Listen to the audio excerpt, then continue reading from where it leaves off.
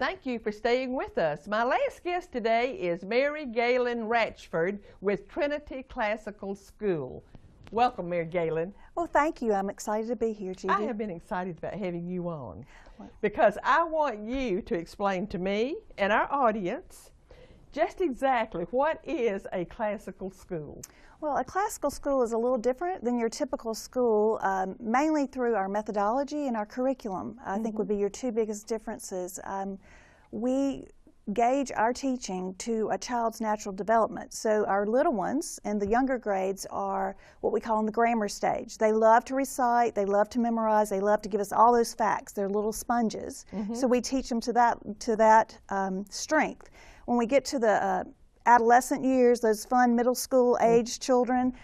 Scary middle school age. Yes, and they love to argue and they love to reason through things. We use that dialectic and we teach them through logic. And so all of our subjects, we give them the opportunity to play to that strength of wanting to argue and wrestle with things.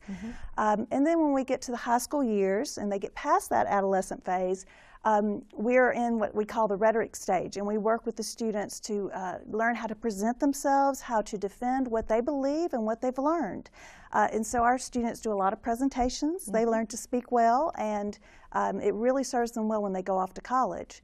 The other part of a classical school that's different would be probably the curriculum we use. We do use the classics of Western literature and civilization. So for example, right now I'm teaching an ancient history class, and our students in high school are learning about Plato's Republic. We teach them the great works because we believe there's a reason why they're classics. They've stood the test of time. And so that's a little different than most schools would do. It's hard. The students have to wrestle with it. It's very rigorous, but they rise to the occasion. And so it's exciting. It is exciting. And now I believe you also teach Latin. I do teach Latin, and that's the other area that's a little different. My students sometimes moan and say, "Why are you making me learn a dead language?" And I said, it's not dead. Latin is around us all the time. We use so many derivatives in English from Latin. I've even had students come back and tell me when they take their SAT or ACT test that Latin roots really help them with their vocabulary on those tests. So they learn that really learning to translate and to learn Latin is a helpful I know thing. it is. I have always wished I had studied Latin. I didn't. But that's our roots. That's where it's the roots of our vocabulary, really. It really is, and our students find if they go on and take a Romance language after that, for example, Spanish, which is so prevalent in our area, the Latin background helps them learn Spanish or French so much better because they have that foundation. Right. Well, it just sounds so interesting to me. Now, tell me, is Trinity Classical School accredited? We are accredited, and we have been throughout the history of the school by the Georgia Accrediting Commission. That means that we meet all of the requirements for their standards. Our staff, our teachers are fabulous, and they all meet the requirements either by holding a teacher's certificate through the state of Georgia or through just the credentialing requirements that the GAC provides. So your students have no problem in getting into college? Not at all. Our students, because we're accredited and because of our curriculum and what we do teach, they succeed and excel in college. I can't think of one who hasn't received a Hope Scholarship. Most qualify for very many more scholarships, and when I hear back from former students, they seem to have done really well, not only in college, but in their careers once they graduate. That is exciting. Well, now what grades do you serve? We serve kindergarten all the way up through 12th grade. So we have the full range, and it's really nice in a small school because we do provide some events where our older students can mentor our younger students, so it's a family atmosphere for those special events that we have in a community setting. So it's really exciting that they have that opportunity as well. Now, other than the classical distinction, are there other aspects of the school that are really different from the public school?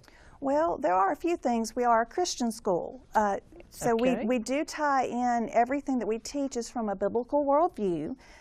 We do offer Bible classes from our kindergarten level all the way up through our seniors. We take classes by the time they get to their junior and senior year, they're taking things like hermeneutics and apologetics with a college professor who comes and teaches on our campus. So, do they get college credit? Or they can't get college credit for that because of the way the Georgia, the Hope is set up. That's not a recognized class as far as for dual enrollment. However, we do offer dual enrollment classes, so most of our seniors graduate with at least a semester of college credit when they graduate. That is wonderful. So you do offer dual enrollment? Yes, ma'am, we do. We have it in several, our math and science, language arts, and hopefully history next year. Well, what colleges do you offer it with? We work with our local colleges, so Truett McConnell over in Cleveland, Toccoa Falls, and Toccoa, and then also the North Georgia Technical College. We just have our group right now are just starting an anatomy class at North Georgia Technical today, so we're excited they're going to get to do that. That sounds wonderful, Mary Galen. Now tell me, we've talked about the rigorous academics, and I do believe they're rigorous too, but do you have sports there? Do your children get to have some fun? We do have fun. We have the classical ideal is to train the mind, but also the body and the soul. And so we offer sports and PE. So all of our students take PE, but then we also have basketball, girls and boys basketball. We have girls and boys cross country. We offer usually girls volleyball.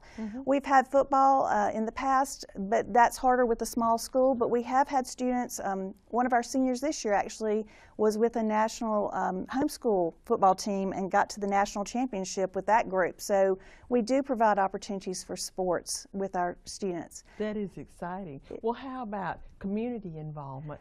Do you encourage that with your students? We definitely encourage that. We believe that service is part of being a Christian, that we need to develop that in our character. And so our students have done things like serve at the soup kitchen.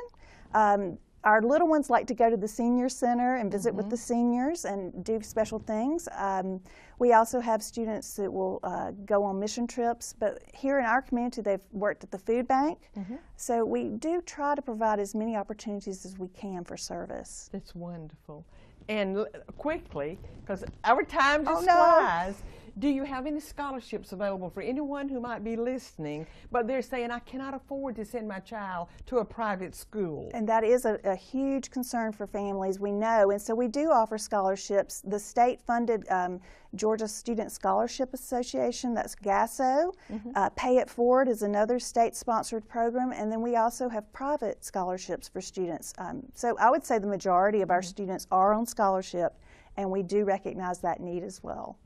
Mary Galen, thank you so much for being on Chamber Chat today. It's been delightful having you. Well, thank you. I've enjoyed it. And I usually end with a quote. And my quote today is inspired by you and Trinity Classical School.